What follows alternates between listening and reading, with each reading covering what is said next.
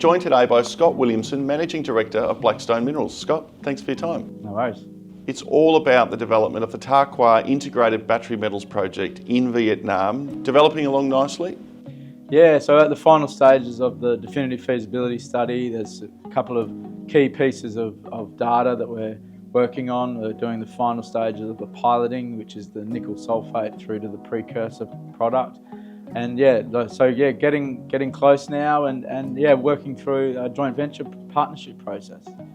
Sometimes this is seen as the boring time in the development of a project, ticking off DFS, finalising studies, but this is really when the action starts to heat up.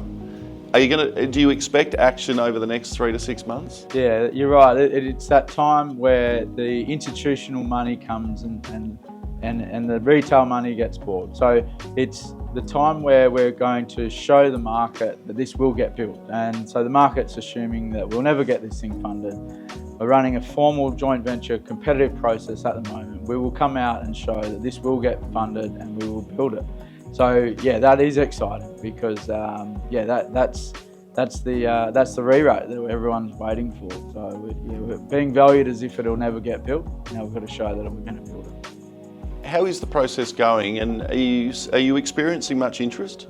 Yeah, it's interesting. We've had interest from the main players being South Korea, Japan, China. We're also opening it up to local Vietnamese companies as well. So there's some big conglomerates in Vietnam. And what we're thinking is by having a local partner, that will also de-risk it for the internationals out of Korea, Japan or China. So what we're thinking is we'll probably lock in a local partner as our first priority, and then use that as I suppose, next step would be then to take that partner and introduce that to either a Korean or Japanese or Chinese player. How important is the clean green message? Yeah, it's interesting. A lot of people are talking about this green premium. We don't need a green premium. We're confident that one day there probably will be a green premium in the offtakes, but it's not important for us to get that. We've got strong economics without a premium. But what it's all about is attracting those premium brands. So your Mercedes and your BMWs, your Audis, they are going to be very focused on the CO2 footprint of their products.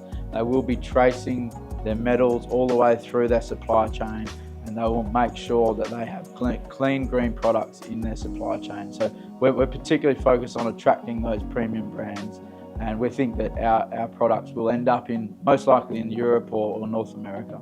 And we are seeing tailwinds starting to appear in the nickel market. What are you seeing, and how much excitement is it giving you as where nickel is going? Yeah, the whole base metals complex is re-rating. As we speak, we're getting around $19,000 per tonne nickel. We've used $20,000 in our studies, so we're very close to the pricing of our existing studies. So we don't see any issues with the nickel price. So I think the biggest problem with the industry is the cost profile in Australia, for example. We've got very low labour costs, we've got low hydroelectric power. So at today's nickel price, we're making good money. We can make nickel for around $12,000, $13,000 a tonne. So very strong margins at today's prices. Unfortunately in Australia, the cost profile is making it difficult. So the industry has thrown us into that same basket, and nickel's gone and all of this rubbish. Nickel's back, and we're excited because the pricing is no issues there.